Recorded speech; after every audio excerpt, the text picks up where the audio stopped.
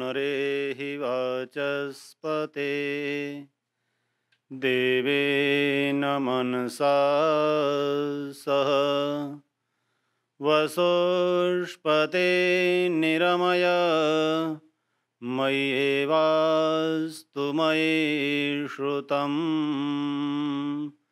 मय्येवास्तु मयि श्रुतम् अखण्डादानन्दान्निगमहिमशैलेन्द्रशिखरात् प्रभूता भूतानां जनिलयकृतः शङ्करगुरो दयानन्दस्येयं सकलभुवनायामृतपदं दिशन्ति गिर्गङ्गा जनितशिवसंगा विजयते। ओम शांति शांति शांति।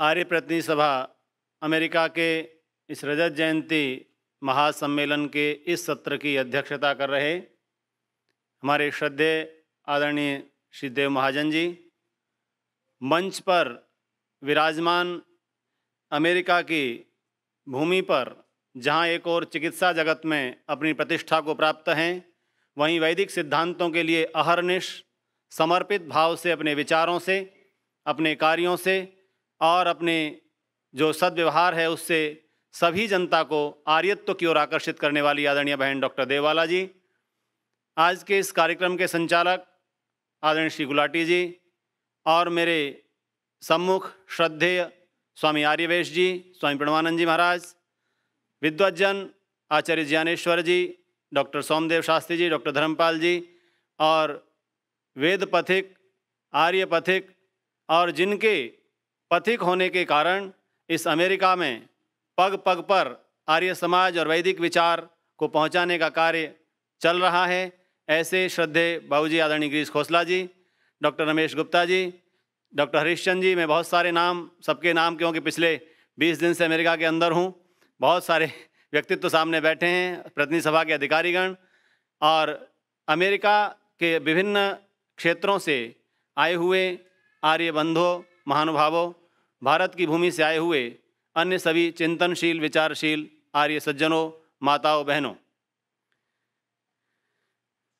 ये topic introduction to Vedic concepts and their role in living a Vedic life मुझे प्रदान किया गया यहाँ के आयोजकों द्वारा। मैं आपसे निवेदन करना चाहूँगा, इस टॉपिक पर मैंने पावर पॉइंट प्रेजेंटेशन कुछ टॉपिक्स के साथ लिया, पर मैं आपसे, क्योंकि जैसे भाव में हम और आप बैठे हैं, पिछले परसों सायंकाल से हम जिस अच्छे माहौल में इस कार्यक्रम को आयोजित कर रहे हैं, तो मैं चाहूँगा कि जो कुछ मुझे कहना है मैं अपनी स्वभाषा में बड़ी सरलता के साथ कह सकूं। हम और आप इस बात से परिचित हैं, जो वैदिक सिद्धांतों के साथ जुड़ते हैं, कि दुनिया को किसी नॉलेजेबल पर्सनालिटी या व्यक्तित्व या तत्व, मैं पर्सनालिटी शब्द प्रयोग इसलिए कर रहा हूं, God is not person, but उसका जो एग्जिस्टेंस है, उसका जो अस्तित्व है, वो एक ज्ञान के आधार के रूप में है। हम लोग सारी दुनिया के हिस्ट्री ऑफ लिटरेचर पर जब बात करते हैं या हिस्ट्री की बात करते हैं, मैं बहुत सारी हिस्ट्री कांग्रेसेस में भी जाने का अवसर मिलता है विश्वविद्यालय में होने के कारण, वहाँ दुनिया का बहुत बड़ा भाग केवल एक विचार को देता है, और विचार ये है कि दुनिया में हम पैदा हुए और हमने अपने लिए सब कुछ आविष्कृत किया, हमने अपने जीवनों की शुरुआत अपने आप की। लेकिन वैदिक कॉन्सेप्ट पहले इस भ्रांति का निवारण करता है, बहुत स्पष्ट करता है, अगर ये दुनिया किसी ज्ञानशील सत्ता के द्वारा निर्मित है, उसके द्वारा नियंत्रित है, उसके द्वारा संचालित है, तो वो हमको बिना ज्ञान के नहीं छोड़ सकता। तो पहला वैदिक कॉन्सेप्ट है कि ईश्वर ने इस सृष्टि को बनाने के साथ साथ इस दुनिया में रहने के लिए एक बहुत उत्तम ज्ञान धारा प्रवाहित की, और उस ज्ञान धारा का नाम हम वेद शब्द से संबोधित करते हैं। वो वेद ग्रंथ नहीं है, केवल ग्रंथों में सीमित ज्ञान नहीं है, अपितु पाणिनि ने बहुत स्पष्ट रूप से उस वेद के 4 अर्थ देकर हमें बता दिया, विद ज्ञाने, विद विचारणे, विद लाभे, विद सत्तायाम। बहुत सरलता के साथ निवेदन करता हूं, वो नॉलेज कैसी है जो विचार पूर्वक प्राप्त की जा सकती है। You can gain by logics, तर्क वितर्क के द्वारा प्राप्त की जा सकती है। वो नॉलेज, वो ज्ञान beneficial for everybody, not only human being, और जितने भी जीव जंतु हैं, प्राणी हैं, उन सबके लिए जो नॉलेज बेनिफिशियल है वो वेद है। हर प्राणी दुनिया में कैसे रहे उसका ज्ञान वेद में है। और चौथी बात, वेद का ज्ञान ऑलवेज एग्जिस्ट, सदा सत्ता उसकी रहती है। वो ज्ञान कभी बाधित नहीं होता, किसी स्थान से, किसी समय से, किसी वर्ग से, किसी समुदाय से केंद्रित नहीं है, बंधा हुआ नहीं है। इसलिए ऐसा ज्ञान वेद है। पहला आधार वेद ज्ञान का। हम इस बात से सुपरिचित होते हुए भी कई बार उन और ज्ञानों के जो हमारे ऊपर आरोप हमले होते हैं तो हम सोचने को विवश होते हैं। मुझे बहुत अच्छा लग रहा है, अटलांटा में मुझे बहुत यूथ के साथ इंटरेक्शन करने का अवसर मिला, न्यूयॉर्क में मिला, और विशेष रूप से वेस्टचेस्टर के हमारे मंत्री भाई जितेंद्र अब्बी जी बैठे हैं। सैकड़ों मतलब लोग, 100 से अधिक लोग वहाँ मुझे मिले, और बहुत सारे लोगों में जिज्ञासा रहती है। लंबा समय हो जाता है आर्य समाज में आते हुए, चर्चाएं करते हुए, पर बेसिक्स पर बात नहीं हो पाती। और उनकी जिज्ञासा ये रहती है, क्या वेद का ज्ञान ईश्वर ने दिया, किस रूप में दिया, कैसे प्राप्त हुआ? बहुत सारे प्रश्न उपस्थित होते हैं। कई लोग कहते हैं कि जी उसने कैसे 4 ही ऋषियों को चुन लिया, उसका क्या आधार रहेगा। मैं समझता हूँ इस सीमित समय में वो चर्चा लंबी नहीं करूँगा, पर ये निवेदन करूँगा कि हमारा पहला कर्तव्य, जो हम वेद से जुड़ते हैं, आर्य समाज से जुड़ते हैं, ऋषि दयानंद के द्वारा स्थापित वट वृक्ष की छाया में आते हैं, तो पहला कर्तव्य जिस जिस व्यक्ति से हमारा संपर्क हो रहा है। मुझे बहुत एक हास्य की बात याद आई। कल गुलाटी जी मुझे बोले कि मैं तो छोटे से गांव में न्यूयॉर्क के रहता हूँ, 30,000 की जनसंख्या है, आर्य समाजी बहुत थोड़े से हैं। मैंने कहा आर्य समाजियों को सुनाने के लिए आर्य समाज नहीं है। मेरे दयानंद ने एक भी आर्य समाजी को नहीं सुनाया। सोच सकते हैं आप? निवेदन कर रहा हूं, जरा अपनी जनशक्ति को, चिंतन शक्ति को ले जाइए। ऋषि दयानंद को सुनाने के लिए एक भी आर्य समाजी सामने था क्या? सभी अज्ञानग्रस्त, पुराणों के ज्ञान से अपने जीवन को कल्पनाओं में डुबे हुए, अनेक भ्रांतियों में, भ्रमों में डूबे हुए उन लोगों को अगर ऋषि दयानंद ने सुनाया, तो आप और हम सब मिलकर के एक एक आर्य का कर्तव्य होता है। आप फोकस करिए जो आर्य नहीं हैं। और मैंने एक बात और कह दी, क्योंकि अपने परिवार में कह सकता हूँ, आर्य समाजी 1 घंटा प्रवचन सुनने के बाद जो लंबा हो चुका है 10 साल से, 20 साल से, वो ये नहीं सोचता कि इसने अच्छी बात कौन सी कही। वो 1 घंटे में ये कोशिश करता है इसने गलत बात कौन सी कही। क्यों? एक बात सुनना, इसे positive, take positive this point also, because हमको वो तर्क शक्ति परमात्मा की कृपा से ऋषि दयानंद के ज्ञान ने दे दी है कि हम उस हर व्यक्ति की बात की समीक्षा करने की शक्ति रखते हैं। ये शक्ति परमात्मा ने दी थी, पर ऋषि दयानंद के आने तक हजारों वर्ष तक वो शक्ति डूबी रही। और तो और मुझे अपने को संस्मरण याद आ रहे हैं। अभी वर्ल्ड बुक फेयर लगता है, हमारे भाई विनय आर्य जी बैठे हैं, दिल्ली प्रतिनिधि सभा के महामंत्री। 18 स्टॉल हमने इस बार प्रगति मैदान के वर्ल्ड बुक फेयर में लगाए, और हमारे ठीक बगल में इस्लाम का बहुत बड़ा स्टॉल था, और इस्लाम के अनेक वॉलंटियर्स अपने काम कर रहे थे। उनकी चर्चा में बीच में भी हम लोग भी अपनी पहुंचते थे, और 5 मिनट तक मैं इस ड्रेस में नहीं था, सामान्य व्यक्ति के रूप में उनके पास पहुंचता हूं, बातचीत करता हूं, उनके किसी विषय पर चर्चा करता हूं। छूटते ही कहते हैं आप आर्य समाजी हो। मैंने कहा ताली बजाओ इस बात के लिए। अगर आप तर्क की, बुद्धि की बात करो तो एक अनजान व्यक्ति भी ये कहने को विवश है कि आप आर्य समाजी हो। क्या ये दयानंद का योगदान कम है? क्या ये वैदिक कॉन्सेप्ट का योगदान कम है? क्या ये वैदिक विचारों का देन कम है? आपकी पहचान तर्क के साथ यदि दुनिया में कोई करता है तो कहने को विवश होता है कि आप आर्य समाजी हो। वाह, जय हो मेरे दयानंद की, जय हो मेरे ऋषि की। उसने यहां तक हमें पहुंचा दिया। 140 वर्ष के बाद भी लोग विवश होते हैं कि दयानंद का व्यक्ति ही तर्क कर सकता है। तो पहला बिंदु, नेक्स्ट पेज नेहा बेटा। मैंने सबसे पहला, इस पर ज्यादा व्याख्या इसलिए नहीं करूंगा, आशीर्वाद के साथ, साधुवाद के साथ बालक हविष्कृत की मैं प्रशंसा करूंगा इस मन से। कल उसने इस विषय को इतनी व्याख्या के साथ, तर्क के साथ प्रस्तुत कर दिया। पर एक निवेदन करूंगा, ईश्वर, जीव और प्रकृति, इन 3 तत्वों को ऋषि दयानंद ने मूल रूप में त्रैतवाद को प्रस्तुत किया। आप मेरे आचार्य विद्वान सन्यासी बैठे हैं, हमारी संस्थाओं में जब प्रवचन होते हैं तो अनेक लोग पहले प्रश्न पर ही डूब जाते हैं। देव साहब, मैं पूछता हूं अच्छा आप में से कितने लोग मानते हैं कि मैं ईश्वर का अंश हूं? तो जैसे ही मैंने ये पूछा तो कुछ तो बगलें झांकते हैं, और 1-2 व्यक्ति दबे स्वर से हाथ उठाते हैं, कहते हैं हाँ जी हम ईश्वर का अंश हैं। इसका मतलब मूल में कहीं भूल हो रही है। और मूल में भूल ये हो रही है कि हम अपने पहले सिद्धांत को रखने में कहीं ना कहीं गलती कर रहे हैं। अगर पूरा दार्शनिक जगत, फिलॉसफी का जो दार्शनिकों का जगत है, यदि उस जगत में कोई सबसे बड़ा योगदान ऋषि दयानंद का है तो आर्ष चिंतन में त्रैतवाद की पुनर्स्थापना है, जो वेद का सिद्धांत लोग भूल चुके थे और हम में से अनेक साथी लोग इस विषय पर बात नहीं करते। स्पिरिचुअलिटी बहुत अच्छी है, अध्यात्म बहुत अच्छा है, यज्ञ बहुत अच्छा है, ये सब तब कर पाएगा व्यक्ति जब उसे इस बात का एहसास होगा क्योंकि मेरे कर्मों का फल परमात्मा की व्यवस्था के तहत मुझे मिलना है और मेरा ये जन्म केवल इस जन्म से मृत्यु तक सीमित नहीं है। और ये कॉन्सेप्ट क्लियर उस व्यक्ति का होता है। मेरी कल भोजन के बीच में भी चर्चा हो जाती है, परमात्मा में प्रशंसा नहीं कर रहा, मुझे कोई व्यक्ति मिलता है सबसे पहले यही पूछता हूँ, जीव हो, ईश्वर के अंश हो या अलग हो, प्रकृति अलग है या बिना उसके कुछ बना दिया। एक आपके युवक हैं जो 1 साल से आपके यहाँ जुड़े हैं, ह्यूस्टन के लोग संभालें उनको, बहुत अच्छा चिंतनशील युवक है। उसने कहा जी बहुत सारी दुनिया यही कहती है हम ईश्वर के अंश हैं और हम भी ब्रह्म हैं, आप भी ब्रह्म हैं, परमात्मा से कुछ है ही नहीं, आत्मा भी परमात्मा है। बंधुओं, इस दार्शनिक चिंतन ने हजारों वर्ष तक बहुत बड़ा वैदिक सिद्धांतों के साथ अन्याय किया। उस अन्याय के समक्ष खड़े होने की हिम्मत अगर किसी ने दिखाई तो ऋषि दयानंद ने दिखाई और उन्होंने कहा अगर इस जगत को सोद्देश्य बताना चाहते हो, उद्देश्य सहित बनाना चाहते हो तो निश्चित रूप से आपको ईश्वर को अलग, जीव को अलग और प्रकृति को अलग मानना पड़ेगा, क्योंकि नहीं तो ये निरुद्देश्य जगत नजर आएगा। एक बात और भ्रांति में इस त्रैतवाद को न मानने के कारण आती है, वो क्या है? जब जो जैसा होना है, जहां होना है, वो विधि ने लिख दिया है, वो ईश्वर ने लिख दिया है।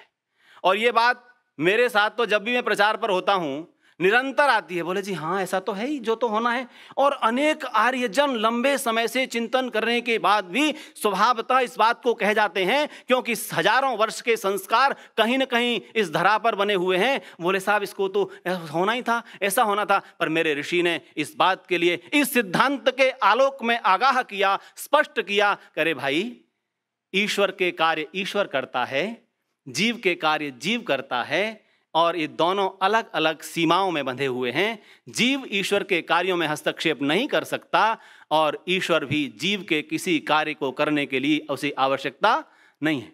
मैं प्रायः कहा करता हूं ईश्वर चल नहीं सकता, ईश्वर खा नहीं सकता, ईश्वर जग नहीं सकता, ईश्वर सो नहीं सकता, ईश्वर ये। लोगों ने कहा जी क्यों नहीं चल सकता? मैं कहता हूं क्योंकि इसको चलने की आवश्यकता नहीं है, वो सब जगह पर पहले से पहुंचा हुआ है तो वो चल नहीं सकता। बात कहते हुए बड़ी अजीब सी लगती है, आप ऐसा क्यों कर रहे हो, वो तो सर्वशक्तिमान है। सर्वशक्तिमान कहते ही इस बात पर आ जाते हैं वो कुछ भी कर सकता है। और मेरे ऋषिवर ने लघु ग्रंथ संग्रह में आर्यो करवद्ध निवेदन कर रहा हूं, आप जितनी गोष्ठियों में भाग लें, जितने सम्मेलन करें, ऋषि दयानंद के सत्यार्थ प्रकाश, ऋग्वेदादि भाष्य भूमिका, संस्कार विधि, लघु ग्रंथ संग्रह, इनका अध्ययन अवश्य करना। अनेक बार हमें इस बात को सोचने को विवश होना पड़ता है, जितनी पुस्तकें हैं इनमें बड़ी सरलता से कहा गया है। कल भी एक सज्जन ने पुस्तक के सामने बात प्रश्न कर दिया, इतने सरलता से कहा गया, इनको क्यों ना पढ़ लें? मैंने कहा ऋषि ग्रंथ जब समझ में ना आए, उनकी व्याख्या आपकी बुद्धि से बाहर हो, तब अन्य ग्रंथों का सहारा लेना। पहले इन आर्ष ग्रंथों का अध्ययन जीवन का उद्देश्य बनाना। तो वैदिक चिंतन के प्रारंभ होने से पहले, वैदिक कॉन्सेप्ट में आने से पहले अपने जीवन की दिनचर्या में ऋषि ग्रंथों के स्वाध्याय का क्रम बनाइए, मेरा अनुरोध है। क्योंकि इनके स्वाध्याय के बिना, इनमें वर्णित सिद्धांतों के साथ जुड़े बिना, तर्क किए बिना न हम ईश्वर की सत्ता का सही स्वरूप जान सकते, न हम जीव के सही स्वरूप को जान पाते और न मूल प्रकृति को जान पाते। आगे नेक्स्ट, मुझे समय के साथ बढ़ना है। पुरुषार्थ चतुष्टय, पर्पज ऑफ लाइफ। मैं जब कल बच्चों के साथ इंटरेक्शन हो रहा था मेरे पीछे डीएवी स्कूल में, तो मैंने बच्चों से यही पूछा, what is the difference between aim and purpose? I also want to ask all of you, because हम लोग सब चिंतन करते हैं, पर एम अर्थात लक्ष्य, पर्पज अर्थात उद्देश्य, इन दोनों का मैं आपसे पूछूंगा नहीं, केवल चर्चा कर रहा हूं। आप जानते हो तो मेरी बात को प्लस कर लीजिएगा, और अगर चिंतन न गया हो इस विषय पर तो सुन लीजिएगा। हमने अपने जीवन के लक्ष्य छोटे छोटे हिस्सों में बांटकर तय करने होते हैं। विद्यार्थी का लक्ष्य अच्छी शिक्षा प्राप्त करके अब उस कक्षा में प्रथम बढ़िया अंक लेकर आगे बढ़ना होता है। इसी प्रकार जब वो गृहस्थ में जाता है तो उसका लक्ष्य संतानों का पालन और उसके लिए अर्थार्जन, व्यवहार संचालन, परिवार, समाज के साथ जुड़ना होता है। और यदि वो गृहस्थ के दायित्वों को पूर्ण कर चुका है और ये वानप्रस्थ की अवस्था में है तो उसका लक्ष्य परिवर्तित हो जाता है। और वो लक्ष्य होता है कि अब मुझे आत्मस्थ होने की अवसर मिला है, ध्यान का अवसर मिला है। जो समय मेरा अन्य क्रियाओं में जा रहा था उससे बचा करके मैं यहाँ आत्मस्थ होने की व्यवस्था करूँ। और संन्यास होते ही परिव्राजक बनकर समाज में फैली हुई बुराइयों को हटाने का लक्ष्य बन जाता है। ये 4 लक्ष्य मैंने केवल 4 आश्रमों की दृष्टि से बताए हैं। अगर इनको और छोटा करें तो दिन का लक्ष्य होता है, चलने का लक्ष्य होता है, आप जिस यात्रा पर जा रहे हैं वहां लक्ष्य होता है, लेकिन उद्देश्य अलग होता है। मैं जब दिल्ली से चला तो मेरा लक्ष्य एरोप्लेन में बैठकर अटलांटा पहुंचना था, पर उद्देश्य अलग था। अटलांटा मेरा लक्ष्य था, पर उद्देश्य था आर्यजनों से वैदिक चर्चा करके वैदिक सिद्धांतों पर अपने ज्ञान को बढ़ाना और उनके साथ ज्ञान को साझा करना। ये बात बहुत स्पष्ट रूप से कर रहा हूं। मैं ज्ञान देने नहीं आया, मेरी क्षमता ही नहीं है कि मैं ज्ञान दे सकूं, मुझे लगता ही नहीं कि मैं इतना ज्ञानवान हूं कि मैं ज्ञान दे सकूं, लेकिन अपने आदान प्रदान से अपने ज्ञान में वृद्धि कर सकूं और आप लोगों के साथ वैदिक सिद्धांतों को बांट सकूं। यह मेरा उद्देश्य था। तो उद्देश्य उस यात्रा का बना। और यदि इसी उद्देश्य को जीवन यात्रा में परिवर्तित करना चाहें तो हमने क्या उद्देश्य बनाए हैं? बंधुओं, ऋषि दयानंद ने और वैदिक चिंतन के आलोक में अपने जीवन के उद्देश्यों के प्रति बहुत स्पष्ट रूप से हमें निर्देशित किया है। और उनके निर्देश को हम भूल करके हम ये सोच लेते हैं कि आर्य समाज का उद्देश्य केवल एक कथित किसी बुराई को समाप्त करके आगे बढ़ जाना है, एक ही कार्य की ओर लग जाना है। ऋषि दयानंद ने प्रत्येक मनुष्य को धर्मार्थ काम मोक्षाणाम सद्य सिद्धिर्भवेन्नः का संदेश प्रतिदिन प्रातःकाल और सायंकाल की संध्या में दिया। जब संध्या के मंत्रों का पाठ करते थे गुरुकुल के अंदर तो मुझे विचार आता था, वेद मंत्र सब हैं पर ये हे ईश्वर दयानंद वेद मंत्र नहीं है। संध्या में विनियोग क्यों किया ऋषि ने? ऋषि के प्रति श्रद्धावनत होते हुए प्रणाम करने का बार बार जी करता है। बंधुओं, इस श्रद्धा को मत जाने देना। आर्यो लोगों का बड़ा आरोप है हमारे ऊपर कि श्रद्धा नहीं है। मैं श्रद्धा के साथ ऋषि को प्रणाम करते हुए जब इस बात का अर्थ समझा, ऋषि ने कहा, क्या कहा इस वाक्य से? इस सारी संध्या को आप जहां तक पहुंचे हो, वाचमन से लेकर अंगस्पर्श, मार्जन, प्राणायाम, अगमर्षण, मनसा परिक्रमा, उपस्थान, समर्पण, इस सब का उद्देश्य क्या है? उद्देश्य पर आ रहा हूं, क्योंकि डिफाइन एम एंड पर्पस।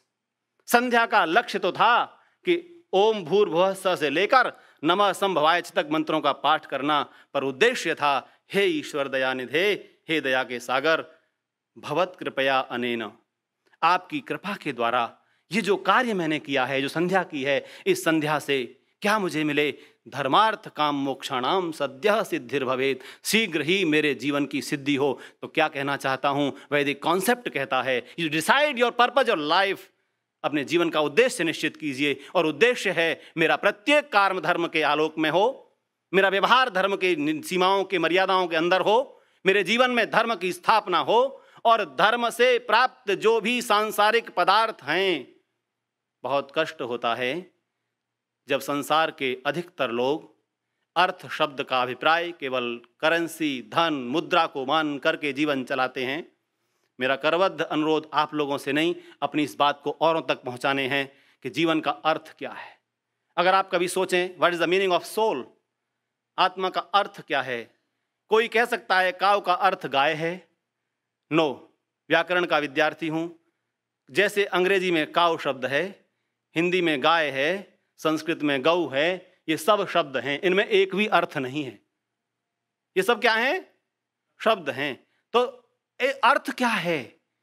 जैसे ही मैंने गौ कहा तो गौ का जो शरीर है, जो आकृति है, जो दूध देने वाली मां है, वो अर्थ है। वो आकृति तब तक नहीं दिखती तो अर्थ नहीं कह सकते। इसी तरह से सोल अर्थात आत्मा, आत्मा ने शरीर धारण किया, इस शरीर में आत्मा आया, तो आत्मा का अर्थ क्या है? तो मेरे ऋषियों ने बहुत स्पष्ट कर दिया, पुरुषस्य को अर्थः, पुरुष का क्या अर्थ है? पुरुषार्थः, अर्थात पुरुषार्थ चतुष्टय। इन 4 को केंद्र में रखकर जीवन की चर्या को बनाना। ब्रह्मचर्य आश्रम में भगवत दत्त रिसर्च स्कॉलर लिखते हैं अपनी भारतीय संस्कृति के इतिहास में, ब्रह्मचर्य आश्रम क्या है?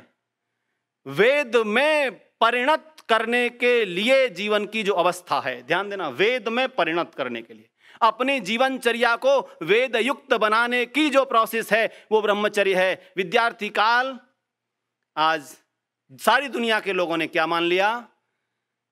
कौन सा पैकेज मिलेगा, इस डिग्री के बाद बढ़िया पैकेज कैसे मिल सकता है।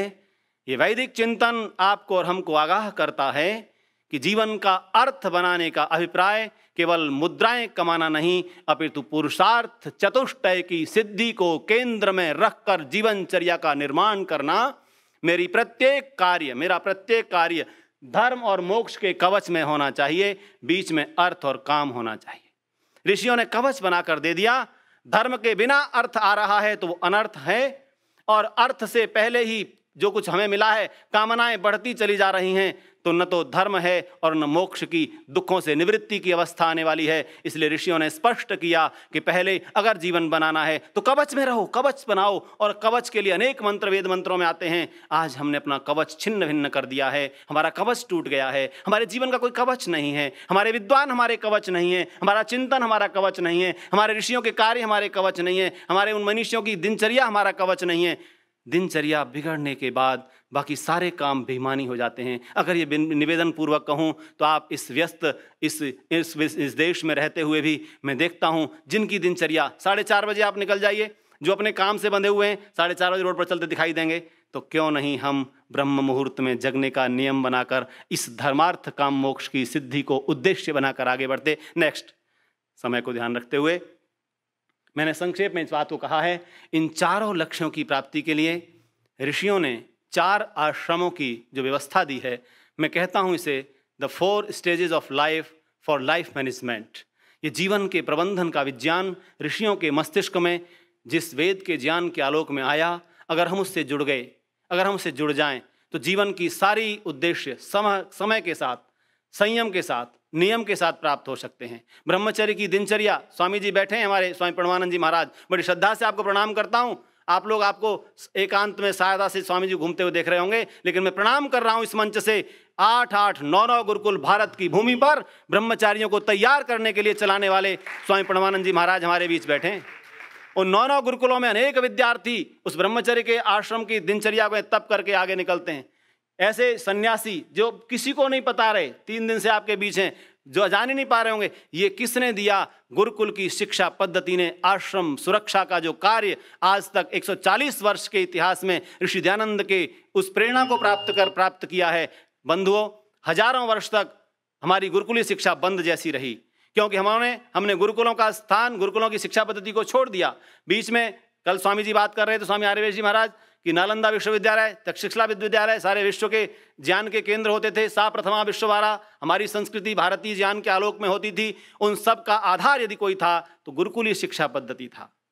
मैं मुक्त कंठ से प्रशंसा करूंगा आदरणीय देव महाजन जी की और इस आर्य समाज ह्यूस्टन की वर्किंग कमेटी की, कि बहुत पहली बार, मैं कह रहा हूं बड़े विनम्र भाव से, पहली बार किसी आर्य समाज के मंच पर होने वाले समस्त सांस्कृतिक कार्यक्रमों में एक भी अवैधिक नहीं था। एक बार करतल ध्वनि से इस आर्य समाज का धन्यवाद कर दीजिए। इसकी नींव, जब आपकी मांटेसरी स्कूल में हम घुसे कल, इसकी नींव जो आप तैयार कर रहे हैं, इस नींव को ऐसे ही बनाए रखिएगा। ब्रह्मचर्य आश्रम के लिए यदि गुरुकुल ना भी चला पाएं तो उन विद्यालयों में जाने वाले उन बच्चों को, जितने बच्चे इस डीएवी स्कूल शिक्षित होकर जाएंगे, वो आपकी भविष्य हैं, वो आपकी पूंजी हैं, वो आपकी संस्था को टिकाने वाले हैं। तो वैदिक जीवन, वैदिक सिद्धांतों के जो लाइफ है, उसका पहला जो स्टेज है ब्रह्मचर्य आश्रम है। ये तप का आश्रम है। ये तप का इतना तपा दीजिए ब्रह्मचर्य काल में कि गृहस्थ में आने वाली प्रत्येक परिस्थिति से लड़ने को तैयार हो जाए। आज हमारी जो लग्जरियस एजुकेशन मेथड है, सुविधाओं से संपन्न है, उसमें विद्यार्थी तप नहीं करता। और जब शिक्षा पूरी होती है, आपका देश हो चाहे भारत हो, हर देश की ये समस्या है, शिक्षा पूरी होने के बाद यदि उसे उस स्तर की सुविधाएं नहीं मिलती तो उससे नीचे वो समझौता नहीं कर पाता। जीवन में निराशा का जो कारण है बंधुओं, हमारे बच्चों को आप नज़र डालिए। मैंने एक बात देखी, कई दिन से आपके देश में हूँ, बड़ी प्रशंसा प्रकृति की मैं कर रहा था। एक घटना ने मुझे कल हिला के रख दिया।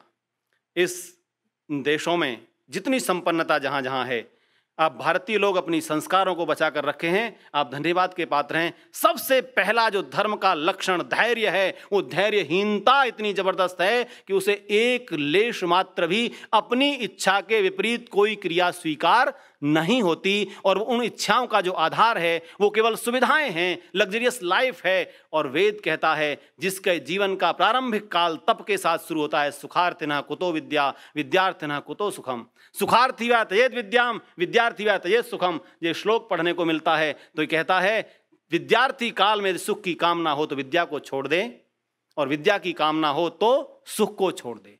मैंने जब बच्चों से बात की, मैंने पूछा, देखिए आप लोगों के साथ मैं केवल चर्चा कर रहा हूं, बातचीत कर रहा हूं। मैंने पूछा बेटा कितने बच्चे फोर्सफुली यहां लाए गए हैं सम्मेलन में? हैं, मेरे कुछ बच्चे बैठे हैं। एक मेरे प्यारे बच्चे ने कहा फोर्सफुली तो नहीं, मन तो करता है पर इस बार ह्यूस्टन आने का मन बिल्कुल नहीं था। परिवार ने कहा चलो तो मैं आ गया। दूसरे ने भी फिर हिम्मत की, एक ने कह दिया है, तो नाम नहीं बताऊंगा क्योंकि उनसे वादा करके आया हूं। बच्चों आप लोगों ने जो कहा है मैं किसी से कहने वाला नहीं, मुझे बताओ।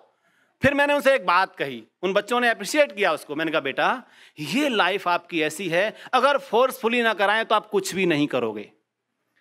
4 बजे अगर ना जगाएं तो कुछ भी कोई जगने को तैयार नहीं होगा। अच्छा बताना 6 बजे भी जगने को तैयार होगा क्या? 8 बजे भी तैयार होगा क्या? जिस दिन छुट्टी का दिन होता है हमारे परिवारों में बच्चे कहते हैं, बोले जी आज मत जगाना, कम से कम आज स्कूल तो नहीं जाना। अर्थात फोर्सफुली भी काम करवाना जरूरी है। क्योंकि मुझे अपना याद आता है, गांव में रहने वाला किसान का बच्चा, नियम था संध्या नहीं तो भोजन नहीं। अगर वो फोर्सफुली ना कराया होता, ईमानदारी से कहता हूं जीवन के बिगड़ने के इतने अवसर हैं। ब्रह्मचर्य काल में हर काम फोर्सफुली भी कराना पड़े तो मत परेशान होना। हमारे माता पिता के रूप में, दादा दादी के रूप में आप जो दायित्व निभा रहे हैं, कई बार आप सोचते हैं नहीं थोड़ा बच्चे की इच्छा नहीं थी जी, ऐसा नहीं किया। कुछ काम जो सर्वजन उसके जीवन के हित के लिए हैं उनको फोर्सफुली कराइए। अनेक पुराने लोग मिलते हैं हमको, कहते हैं जी रविवार के सत्संग में आर्य समाज नहीं जाते थे तो पिताजी का आदेश था पूरे दिन भोजन नहीं मिलेगा, अमुक सुविधा नहीं मिलेगी। उस नियंत्रण ने ब्रह्मचर्य आश्रम को कवच के रूप में तपस्वी बना करके अगर तैयार किया होता है तो पूरे जीवन में कभी किसी भी बड़ी से बड़ी कठिन परिस्थिति में वो कमजोर नहीं पड़ता। ऋषि दयानंद के द्वारा, गुरुकुली शिक्षा पद्धति के द्वारा जो जीवन शिक्षा का तप दिया गया है, उस तप को ब्रह्मचर्य आश्रम में तपाने का प्रयास कर दीजिए। आप कहेंगे मैं नाम ले लेकर प्रशंसा कर रहा हूं, महाजन जी की भी की, सबकी मैंने करना पड़ रहा, करने की आवश्यकता है क्योंकि प्रेरणा मिलती है। मैं कैसे रोकूं अपने आप को? अटलांटा में पहुंचा, आर्य परिवार में रहा, 2.5 साल का बच्चा, 1 साल की बच्ची, 1.25 साल की और 11 साल का बच्चा। अब आप खुद समझ जाए, इसलिए नाम लेने की आवश्यकता नहीं है। तीनों बच्चे प्रातःकाल श्लोकोच्चारण, और जिस 2.5 साल के बच्चे ने कल यहाँ थोड़ा कतरा के साथ पूरी संध्या मुझे सुनाई, रुकाई नहीं बीच में, सारे मंत्र सुनाए। मैंने कहा ये तैयारी कैसे हो रही है? बंधुओं, हमारे घर के वातावरण को गुरुकुल बनाने की आज आवश्यकता है। अगर आप गुरुकुलों में बच्चों को नहीं भेज पाते, परेशान मत होइए, कुछ तपस्या करने का मन बना लीजिए, क्योंकि इन आश्रमों के बिना वैदिक जीवनचर्या जीवन में नहीं आने वाली। और इस सिद्धांत के बिना जब बच्चों पर कह रहा हूं तो आप बड़े खुश हो रहे हैं, अच्छा लग रहा है ना? अब जरा आप पर कह लूं, गृहस्थी हम हैं, परिवार हमारा है, मनुष्य निर्माण का दायित्व हमको दिया है। बड़ी सरलता से हम कह देते हैं गृहस्थ आश्रम सबसे ज्येष्ठ आश्रम है, पर उसकी ज्येष्ठता को सिद्ध करने के लिए मुझे महर्षि मनु का वो श्लोक याद आता है, भूतानां प्राणिनः श्रेष्ठा प्राणिषु बुद्धिजीविनः बुद्धिमत्सु नरः श्रेष्ठा नरेषु ब्राह्मणः स्मृताः ब्राह्मणेषु कृतबुद्धयः कृतबुद्धिषु कर्तारः श्रेष्ठा कर्तृषु ब्रह्मवेदिनः। ध्यान देना, व्याख्या का अवसर नहीं है। महर्षि मनु ने बहुत स्पष्ट कहा, इस सारे जगत पर जब दृष्टिपात करता हूं तो जड़ जगत और चेतन जगत को देखकर जब आगे बढ़ता हूं, बड़ी सरलता से मनुष्य कह देता है संसार का सबसे श्रेष्ठ प्राणी मनुष्य है। ऐसा ही है ना जी?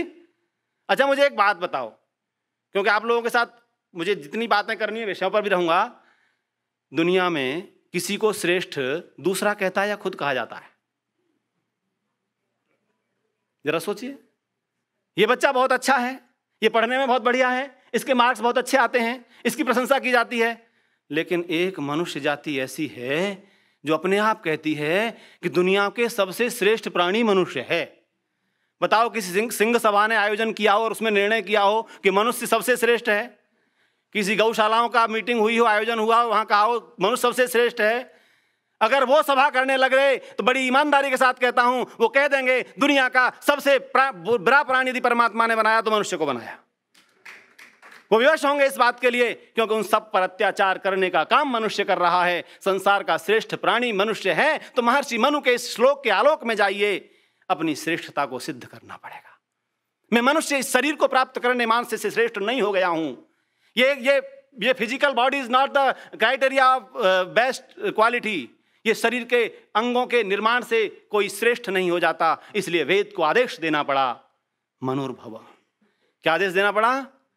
मनुष्य बनो। और मैं आगे बढ़ता हूं, अरे जिस प्रमोशन का अवसर परमात्मा ने दिया हो तो बिना त्रैतवाद के हो सकता है क्या? जरा बताना।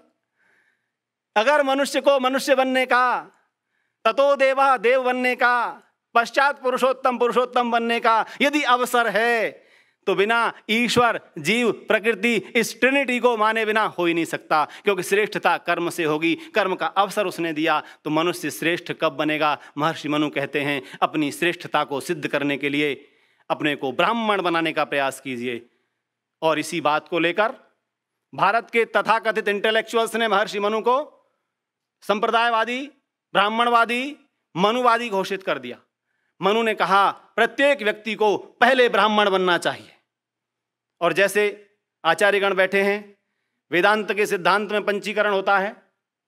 अग्नि में भी जल, वायु, पृथ्वी, आकाश हैं। जल में भी पृथ्वी, अग्नि, वायु, आकाश हैं।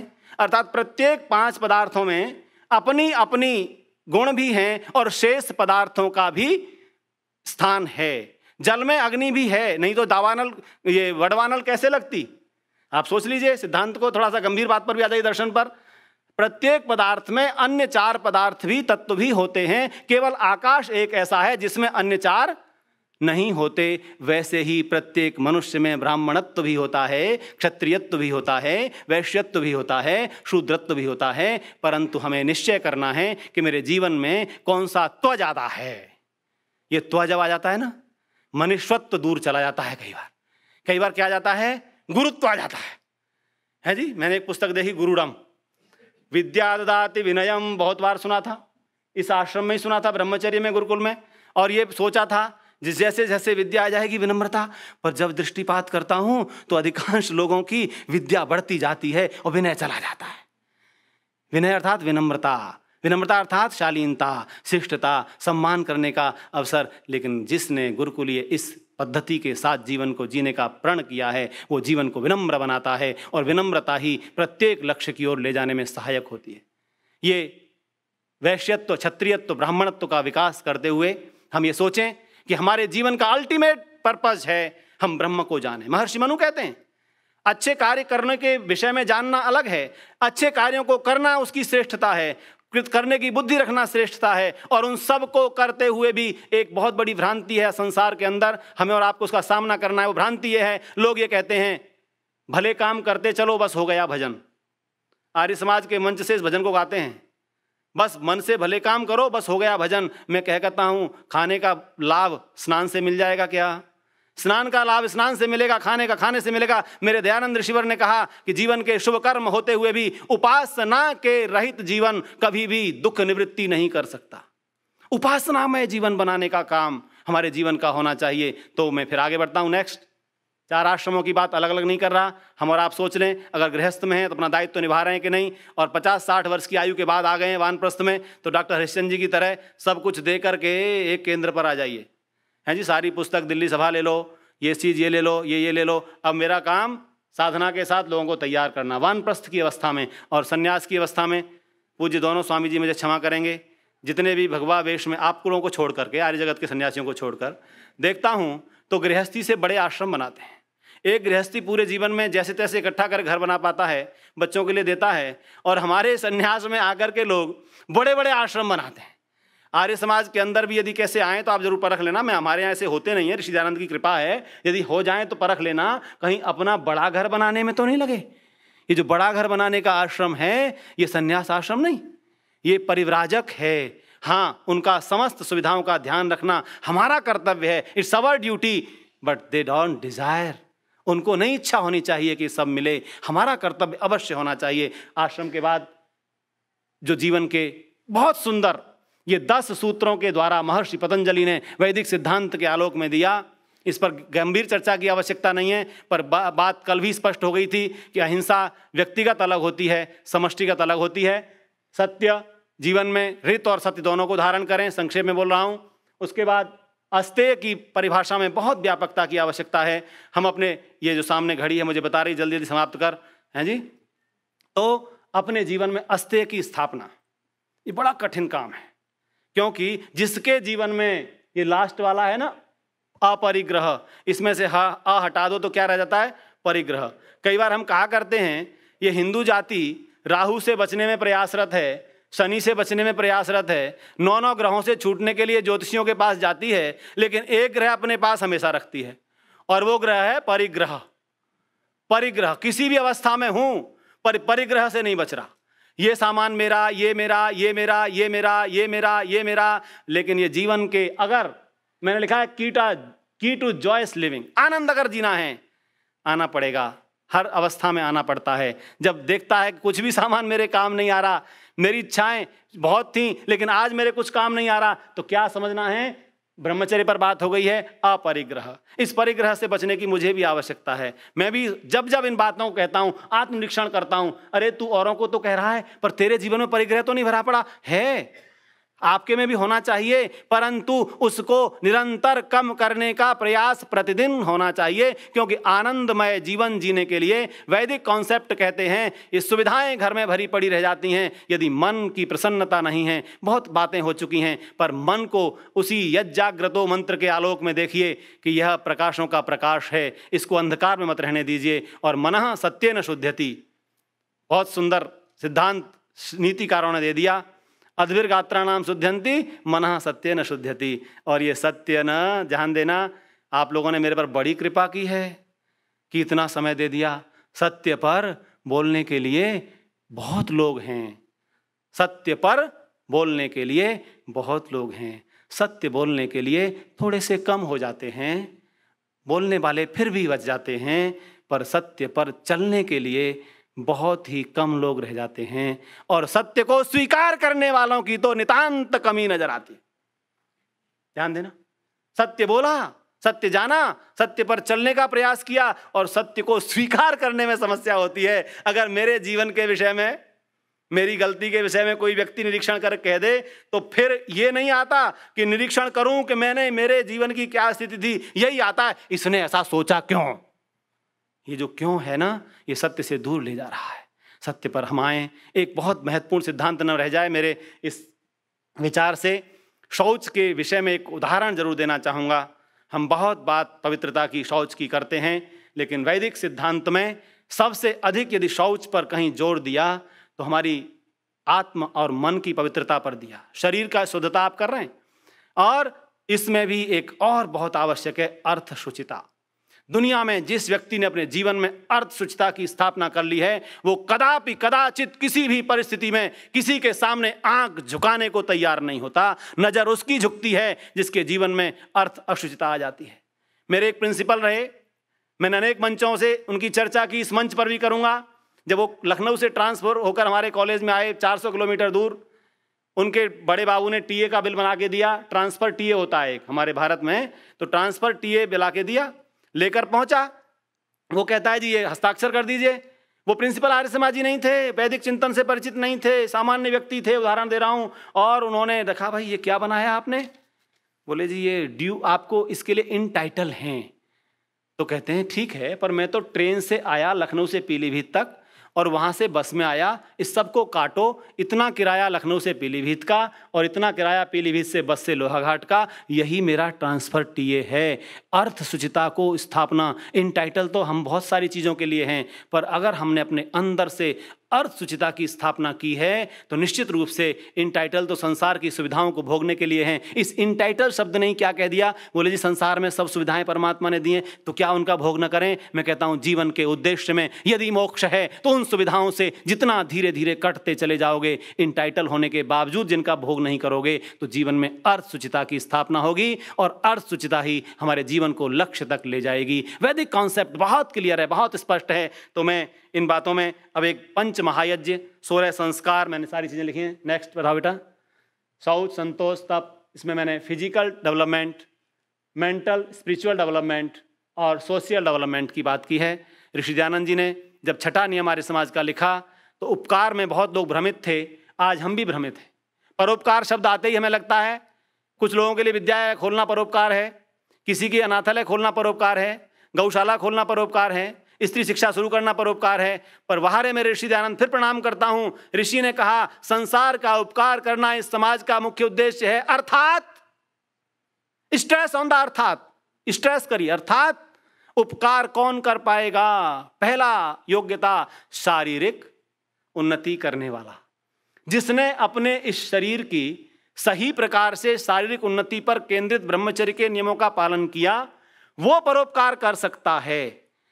आत्मिक जो मानसिक हमारा है, मेंटल एंड स्पिरिचुअल, जिसने आत्मिक उन्नति के लिए, फिर निवेदन कर रहा हूं, संसार के सारे कामों को करते हुए भी तब तक हम उपकार करने के अधिकारी नहीं जब तक प्रतिदिन ब्रह्म की संध्या में बैठने का हमारा अभ्यास नहीं है, साधना में बैठने का अभ्यास नहीं है, चिंतन करने का अभ्यास नहीं है, आत्मनिरीक्षण करने का अभ्यास नहीं है। इसलिए इसको आएं और तब हम सोशल डेवलपमेंट की बात करेंगे। तो ये 3 डेवलपमेंट की बात मैंने कही। एक बहुत आवश्यक सिद्धांत जो वैदिक सिद्धांत में है वो है पुनर्जन्म। दुनिया में आज आप अमेरिका में हैं, मुझे एक उदाहरण याद आ रहा है। जब अशफाकुल्लाह को फांसी लगने वाली थी, उसने पहला वाक्य क्या लिखा अपने में, लिखता है वो, जरा उसका मैं लिखा हुआ सुनाता हूं आपको। जाऊंगा खाली हाथ मगर ये दर्द साथ ही जाएगा, जाने किस दिन हिंदुस्तान आज़ाद वतन कहलाएगा। बिस्मिल हिंदू हैं कहते हैं फिर आऊँगा, फिर आकर भारत माँ तुझको आज़ाद कराऊँगा।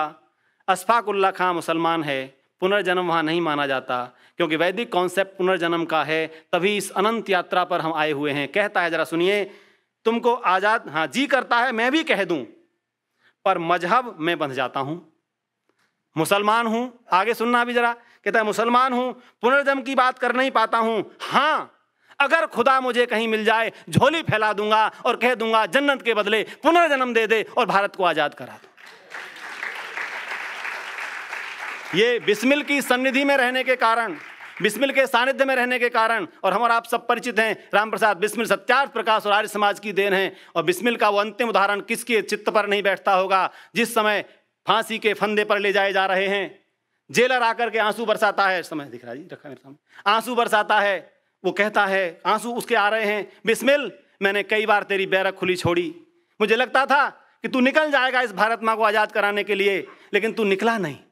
जरा ध्यान से सुनना मेरे बंधुओं, प्यारे बंधुओं, बिस्मिल क्या कहता है, जरा आपके और हमारे लिए इससे बड़े सिर उठाकर चलने की कोई बात नहीं हो सकती। बिस्मिल कहता है, जेलर साहब मुझे भी पता है आपने कई बार मेरी बैरक खुली छोड़ी, मैं चाहता तो कब का भाग जाता, पर मैं दयानंद और आर्य समाज का चेला हूं, वेद का शिष्य हूं, वेद की जिज्ञाओं से ज्ञान से भरा हुआ हूं, अनित्य शरीर की रक्षा के लिए नित्य आत्मा को कलंकित नहीं कर सकता था।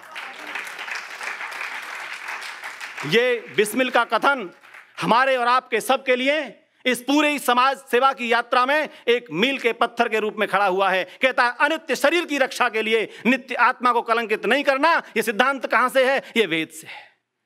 वो परमात्मा नहीं करा रहा मुझसे, मैं करने वाला हूं, क्योंकि परमात्मा की प्रेरणा होती है उसके ज्ञान के आलोक में, उसकी चिंतन के, उसके संध्या के आलोक में ये मुझे मिलता है। लेकिन ये मैं स्वतंत्र हूं, क्या करूं क्या ना करूं। ये त्रैतवाद भी सिद्ध हुआ, ये आत्मचिंतन भी सिद्ध हुआ, ये एकेश्वरवाद भी सिद्ध हुआ। तो अशफाकुल्लाह खां अगर कहने को विवश है तो बंधुओं, क्रिश्चियनिटी हो, इस्लाम हो, कितने भी मतावलंबी इस दुनिया के अंदर हो, उन सबको इस सिद्धांत को जरूर दीजिए, और वो सिद्धांत है पुनर्जन्म। चर्चा तो करिए, लोग तैयार होते हैं। ये डिस्पैरिटी क्यों है, ये अलग अलग विविधताएं क्यों हैं? क्योंकि पुनर्जन्म है, आत्मा को अनादिकाल से अनंत काल तक जन्म पर निकलना है। बेटा लास्ट जल्दी करो, नेक्स्ट। बस, व्हाट इज रियल डेवलपमेंट? मैंने प्रयास किया है। Real development you gain from Sandhya, Brahmayagya, Panchamahayagya. इसके बिना सारे विकास, चाहे कितने भी राजनेता कहते हों, उद्योगपति कहते हों, टेक्निकल लोग कहते हों, हम कहते हों, वो सारे विकास बेकार हैं जब तक आत्म विकास नहीं होता, आत्मचिंतन नहीं होता। अभी 50 सेकंड मेरे पास हैं, मैं इनमें आप लोगों के बीच में आया, आपने बड़ा प्रेम दिया, स्नेह दिया। अमेरिका की धरती पर 19-20 दिन के बाद जा रहा हूँ। आपने जितना प्रेम मुझे दिया है मैं हृदय से स्वीकार करके जाता हूँ। परमात्मा इस धरती पर आप जैसे, खोसला जी जैसे, महाजन जी जैसे लोग और हमारे जितने भी कार्य करने वाले बहन कविता वाचक नबी जैसे लोग, आचार्य वेदश्रमी जैसे लोग, आचार्य डॉक्टर सूर्यानंदा जैसे लोग, और एक एक जितने लोग मेरी बहनें बैठी हैं, डॉक्टर गुप्ता जी जैसे लोग, ये सब लोग निरंतर उन्नति करते रहें, परस्पर प्रेम में बंधे रहें और वेद का संदेश संगच्छध्वम संवदध्वम संवो मनांसि जानताम देवा भागम यथा पूर्वे सम जानाना उपासते। क्योंकि ऋग्वेद प्रारंभ अग्नि की उपासना से है, लेकिन समापन संगठन से है। संगठन को बचाए रखना, आर्य समाज के संगठन को बचाने का दायित्व हमारे और आपके ऊपर है। मैं निवेदन कर रहा हूं, मेरे अधिकारीगण भी बैठे हैं, ऋषि दयानंद के इस बड़ वृक्ष को, शाखाओं को काट कर अलग अलग मत होने दीजिए, सारी शाखाओं के साथ एक बड़ वृक्ष बन जाए। परमात्मा मेरी इस अभिलाषा को पूरी करे कि सारे विश्व की आर्य समाजें एक साथ मिलकर के प्रेम से मिलकर चलो बोलो सभी ज्ञानी बनो, पूर्वजों की भांति तुम कर्तव्य के मानी बनो। परमात्मा इस संगठन को बचाए रखेगा, सारी दुनिया में वेद का सिद्धांत बचेगा, हैप्पीनेस बचेगी, लाइफ के सिद्धांत बचेंगे और वेद के आदर्श बचेंगे। सारा दायित्व हमारे और आपके कंधों पर है। अगर हमने इसको अपनी मां मान करके स्वीकार किया है, एक एक व्यक्ति संकल्प करे मेरे साथ, दुनिया की सारी विपत्तियां आ जाएं पर आर्य समाज रूपी मां की गोद में आना नहीं छोड़ेंगे और लोगों को लाते रहेंगे। इस बात को जोड़ करके जाना, अपने घरों को गुरुकुल बनाएंगे, अपने घरों को आर्य समाज के साथ जोड़ेंगे। बहुत बहुत धन्यवाद, बहुत बहुत धन्यवाद। आपकी 44 सेकंड शेष हैं सूरज सूद जी, धन्यवाद।